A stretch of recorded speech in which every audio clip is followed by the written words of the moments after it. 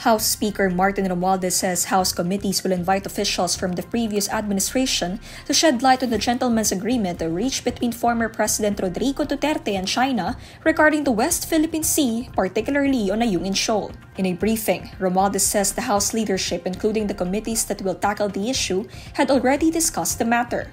Yes, we have already,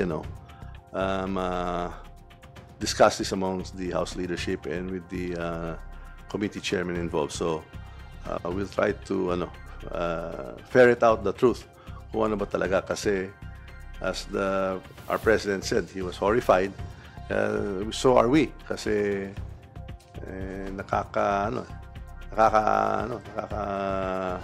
disappoint din yan na meron na isang gentleman's agreement. Although may nagsasabi meron sinasabi wala. So dapat malaman natin ano ba talaga at ano ba talaga ang kasunduan noon, kasi yun po ang in-invoke ng China ngayon.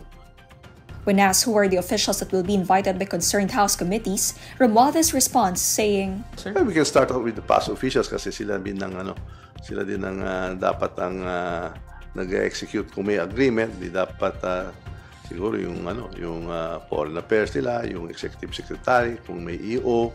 Romualdez also notes the contradicting statements from the Duterte's past administration officials. Meron din isang press secretary nagsalita na meron, yung isa naman, wala naman daw. So ano ba talaga?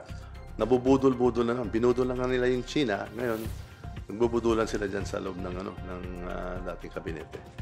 The pact between Duterte and China was confirmed by both parties on April 11 and described it as a way to maintain the status quo in the West Philippine Sea. The deal was largely an agreement not to repair or reinforce the decrepit World War II era ship used as a Philippine military outpost at Ayungin.